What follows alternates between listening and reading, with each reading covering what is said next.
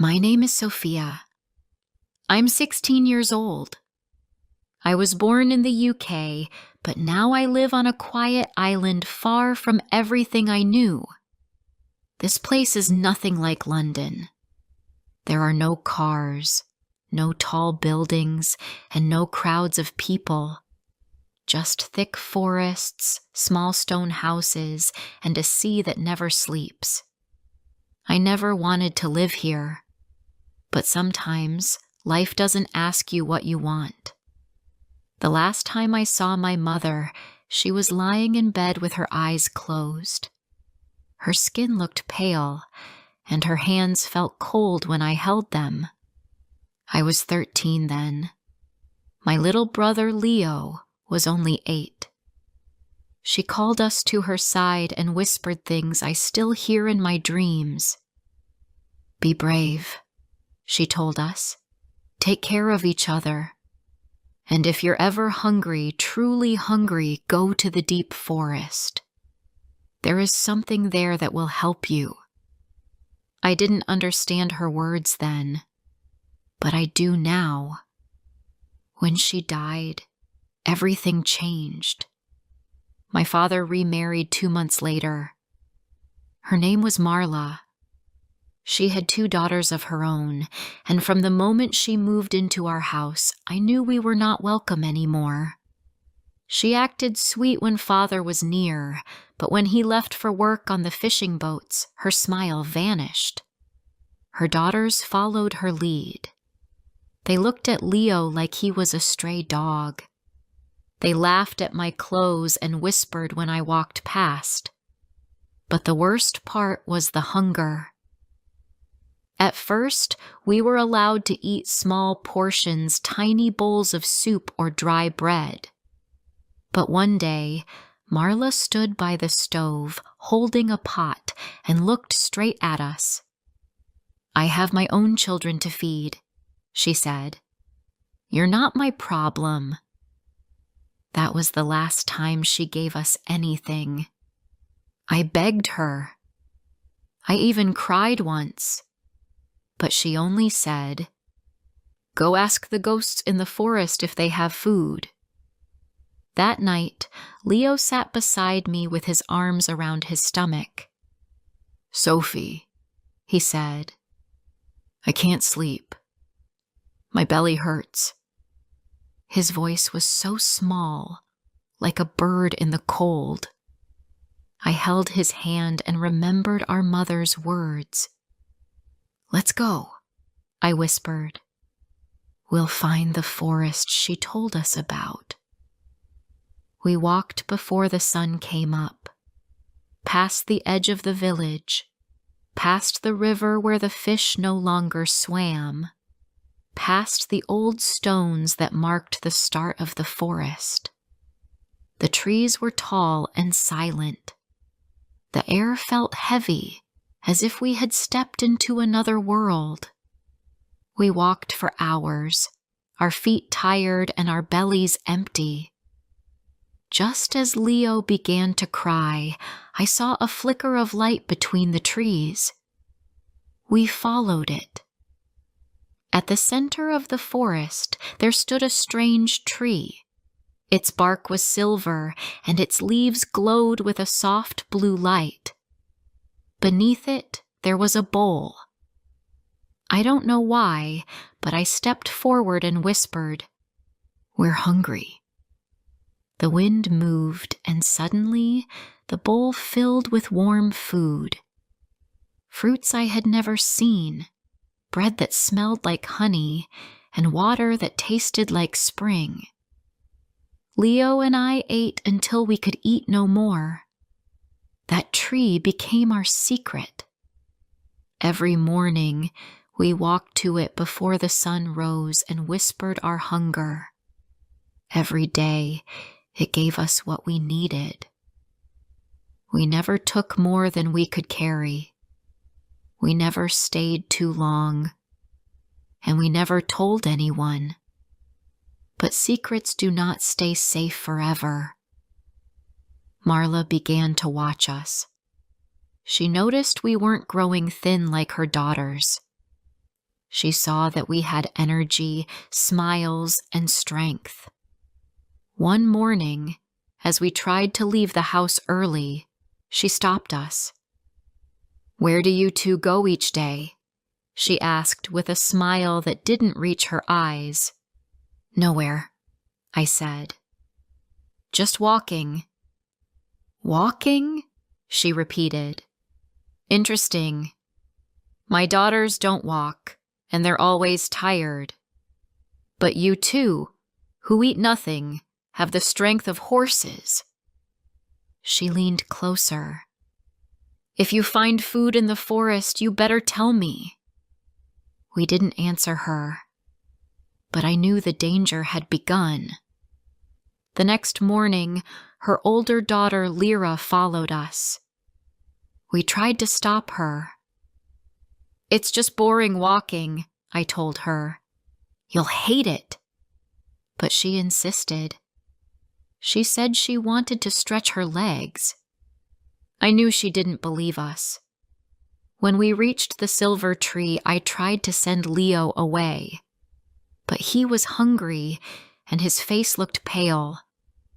"Please," he said. "I can't wait another day." So I whispered to the tree. It gave us food, and we ate.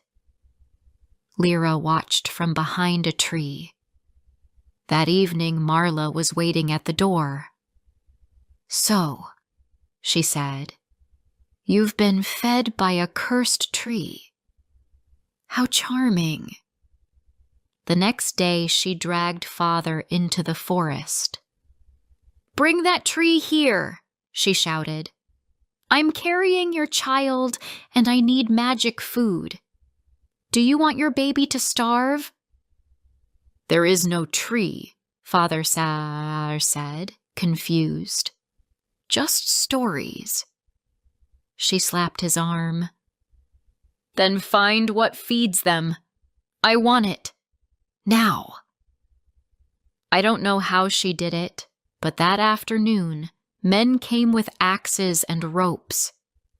They tore the silver tree from the ground. Its roots cried like whispers in the wind. Marla stood there and smiled. "Now we'll see who the forest loves more." She tried to cut the tree with a knife, but the blade broke. She tried to burn it, but the flames refused to catch. "If this tree won't feed me," she screamed, "I will feed on your children instead."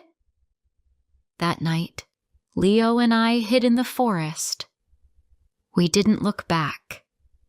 We ran until the stars faded. Then we got separated. I turned for 1 second, and he was gone. I searched for hours, calling his name, but the forest stayed silent. I cried until I could cry no more. 3 years passed. I stayed near the sea, living in a hut made from driftwood and leaves. I caught fish, found fruit, and survived. But I never saw Leo again. The forest had swallowed him. I dreamed of him often, of his smile, his small voice, of the tree, of our mother. Then, one day, I saw him. Or I thought I did. He stood across the village square, near the fire pit. Taller now, stronger. He wore a traveler's coat, and his eyes were sharp like our father's. But before I could call out, he vanished into the crowd.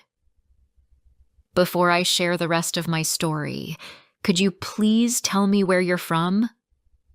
It gives me strength to know there's someone out there who listens to me, who understands me. It means a lot to me. I tried to follow the stranger through the square, but the crowd was thick and my feet were slow. My heart beat too fast to think clearly. I pushed through people, looking in every direction. I shouted his name once, "Leo!" but no one turned. Maybe it wasn't him. Maybe I only saw what I wanted to see. Or maybe he saw me first and decided not to speak. That night, I couldn't sleep. I sat outside my hut, watching the stars. The wind moved gently through the palm trees, and the sound of waves filled the silence. I thought about the tree and wondered if its spirit had moved to another place.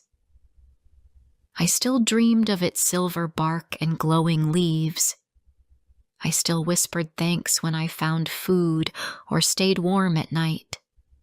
It had given us life once. Maybe it still protected us in ways I couldn't see. 2 days later, I went to the market to trade seashells for rice.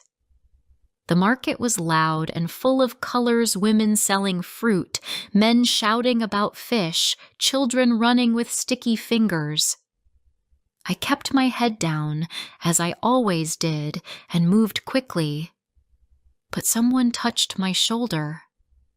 "Sophia?" I turned slowly. My breath caught in my throat. He looked older, taller, and thinner than I remembered. His face had changed, but his eyes had not. They were the same soft brown as our mother's. For a moment, we both stood still. "Leo," I said.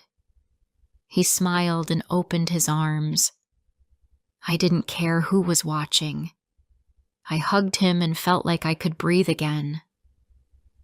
We sat by the edge of the water, talking for hours. He told me he had been taken in by an old fisherman who lived deep in the southern cove. "He had no children," Leo said. "He gave me food and taught me how to fish. I wanted to come find you, but I didn't know where to start." "I looked for you," I said, "for weeks.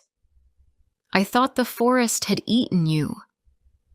"I thought the same about you," he replied. We laughed softly. It was strange to laugh again. Strange to feel whole. That evening we cooked rice and shared stories in my hut. I watched him while he ate, noticing the way he moved, how careful he was with each spoonful. He was no longer a child, and neither was I. "I came back for a reason," he said after a while. "I've heard things about Marla." "What kind of things?" I asked. "She still rules father like a shadow. People say she controls him with charms, spells. And since the silver tree vanished, the island has changed. Food is harder to find. Storms come without warning. Some people think it's because of her." I looked into the fire.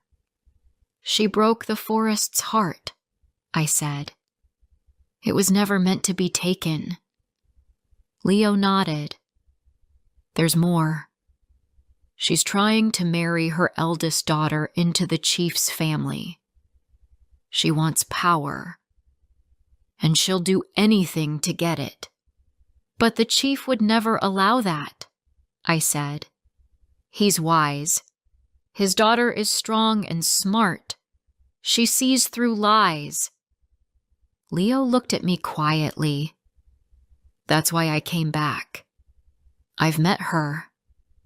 I raised my eyebrows. "You've met the chief's daughter?" He nodded. "Her name is Anari. I helped her escape a storm near the cliffs. We've met in secret ever since. I think I'm falling in love with her." There was silence. I didn't know whether to smile or cry. "She's not like Marla's daughters," Leo added. "She's kind. She listens. And she knows about the curse.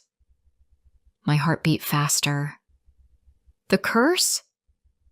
Yes, he said. She told me the island has a guardian, a spirit that lived inside the silver tree. When Marla killed the tree, the guardian's power broke. But it didn't disappear. It waited. I leaned closer. Waited for what? For someone to restore it. Someone from the bloodline it once protected. A child of the woman who first whispered to the forest. Our mother. I stared into the fire for a long time. What do we do? Leo took my hand. We go to the chief. Tonight. That night, under a sky full of stars, we made our way through the village toward the chief's home. It stood tall and wide, made of dark wood with carvings of birds and stars. 2 guards stood outside. Leo stepped forward.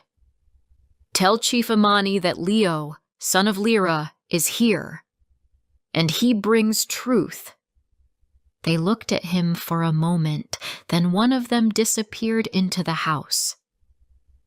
Moments later, we were let inside. Chief Imani was older than I expected, with eyes like stone and a voice like thunder wrapped in silk. He sat beside his daughter Anari, who had soft eyes and braided hair that shimmered like water. I've heard whispers of your bravery, he said to Leo. But bravery is not always truth. Leo stepped forward and told our story. About our mother, the silver tree, the hunger, the betrayal, the forest, the curse. He spoke with care. Anari listened without looking away. When he finished, she stood. I believe him, she said, because I've seen what the forest has become, and I know this curse is real. Chief Imani looked at us both. Do you know what it means to restore balance? No, I said. But we're ready to learn. He nodded slowly. Then you must face the trial of memory. Leo looked confused. What is that? The chief pointed to a carved door at the back of the hall. It's where the spirit hides. You must enter and let it see your past. Only then will it decide if your heart is clean. Anari touched Leo's arm. I'll wait for you. We entered the chamber. It was dark and cold. A soft wind moved through it, though there were no windows. Then a voice echoed neither male nor female, but something between. Tell me, it said, why you still carry the past. Images filled the room. Our mother's final words. Marla's cruelty. The glowing tree. The silver bark breaking under fire. Leo's tiny hands grabbing mine. The hunger. The fear. I carry the past, I whispered, because it still shapes me. But I don't want revenge. I want peace. I want the island to breathe again. There was silence. Then the voice returned. You have spoken with truth. Now give what was taken. I didn't know what it meant. Then Leo stepped forward. From his bag, he pulled out a small seed. I found this where the tree once stood, he said. It glowed for 1 second. I kept it. Plant it, said the voice. We stepped outside with the chief, Anari, and many others following. Leo dug into the soil near the cliffs, where the wind was strongest. He placed the seed and covered it with earth. Then we waited. The ground shook. A small silver sprout pushed through the soil. It shimmered with light. People gasped. The wind grew warm. A soft mist rose from the earth, and I felt it, that same warmth from long ago, when the tree fed us. The spirit had returned. The island changed after that night. Not all at once, but slowly like dawn after a long black sky. People came to see the silver sprout, amazed by its light. Some touched the leaves and felt warmth in their bones. The wind that once howled through the cliffs now carried music. Birds returned. Fish swam near the shore again. It was as if the earth was finally breathing. But not everyone was happy. When Marla heard about the tree, she became furious. She stormed into the village square with her 2 daughters beside her. Her voice was loud, sharp like a knife, and filled with anger. "This is a trick," she shouted. "A lie built by bastards and ghosts. My husband's children should not decide the fate of this island." People gathered. No one spoke. They watched her, but they didn't follow her. She pointed at Leo. "You think a seed makes you a hero? You're nothing. I took care of you when your mother died." "You let us starve," I said, stepping forward. My voice shook, but I didn't stop. "You tried to break us, but we found something stronger than you ever had: kindness." Marla's face twisted. She raised her hand to strike me, but before she could move, the ground beneath her feet cracked. A wind rose from the cliffs, stronger than any storm we had known. Her daughters screamed and held each other. The silver sprout glowed brighter. Chief Amani stepped forward. "You disturbed the spirit once. You tried to kill it. Now it knows your heart." Marla tried to speak, but her mouth stayed shut. Her body froze. Her feet sank into the earth, inch by inch. Her daughters cried and begged for help, but no one moved. Even Father, who stood nearby, looked away. When only her head remained above the soil, she finally spoke. "Please," she whispered. "I didn't know. I didn't understand what I was doing." Then the spirit's voice came again, soft but clear. "You were warned. You were given years. And still, you chose cruelty." The ground swallowed her whole. The crowd stood in silence. No one clapped. No one cheered. It wasn't a victory. It was a lesson. After that day, the silver sprout grew faster. Within a week, it became a young tree, shining in the moonlight. People began to leave food offerings at its base: fruit, rice, small bowls of water. The forest responded. Flowers returned. Animals wandered close without fear. Life returned, little by little. Father came to see us one afternoon. He looked thinner than I remembered, and older too. His hair had gone gray at the edges. He walked slowly, like a man carrying invisible weight. "I didn't know what she was doing," he said. "I didn't see it." "You didn't want to see it," I answered. He nodded. "You're right. I failed you." Leo stood beside me. "You still have time," he said. "If you want to try again." Father sat down in the sand, pulled off his shoes, and looked out at the sea. "Tell me what I missed," he said.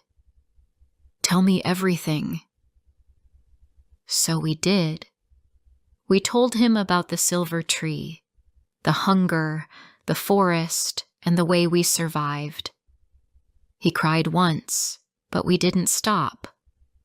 It was time he knew it all. After that day, he began to change. He visited the tree every morning. He stopped working for the trade boats and started helping the village build a school. I didn't forgive him immediately, but over time, I saw the man he used to be, and slowly, I let him in again. As for Leo, he and Anari became closer with every passing day. She brought him books and songs. He taught her to fish and how to spot fruit trees in the hills. They laughed often and whispered when they thought no one was listening. One morning, Chief Amani called the village together. "The island has spoken," he said.